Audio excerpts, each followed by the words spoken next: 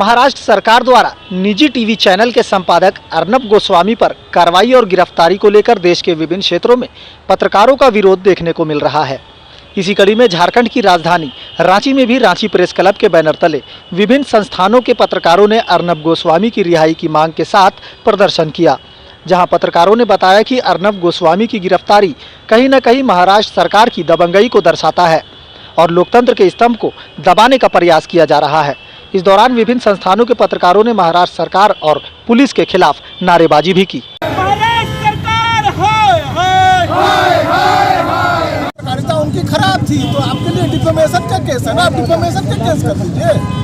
अगर उन्होंने सोनिया जी पर आपके जो वहाँ के जो सीपी हैं कमिश्नर ऑफ पुलिस जी पर, अगर उद्धव ठाकरे जी पर आप विधानसभा में विशेषाधिकार लाइए, सब कुछ है, लेकिन एक उस पुराने मामले में उठा करके आप ले आते हैं। आपके पास सब कुछ है, आप सत्ता में बैठे लोग हैं, लेकिन आप ऐसे कोई पुराना मामला आप उठाइएगा 2 साल पहले जो बंद हो चुका है और आप कहिएगा कि ये इस तरीके से प्रताड़ित करने का। अरे मैं बताऊं कि सत्ता का ये कैरेक्टर भी ऐसा ही है, चरित्र ही ऐसा है कुछ कि आपको पुराने केस में आपको बोलने नहीं जाए।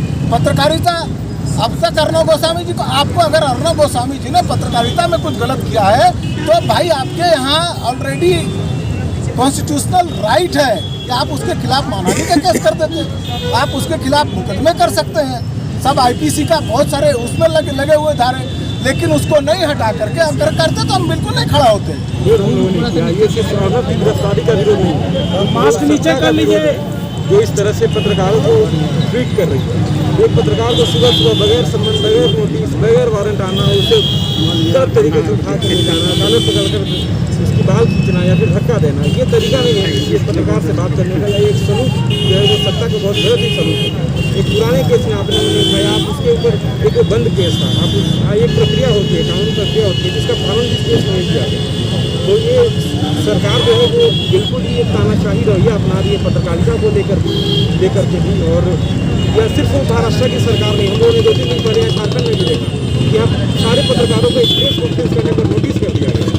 बाद में जब हम लोगों ने विरोध किया तो फिर वो नोटिस पुलिस ने वापस किया। लेकिन अगर यही डर चलता रहा तो आगे हमें पत्रकारिता करने में दिक्कत होगी।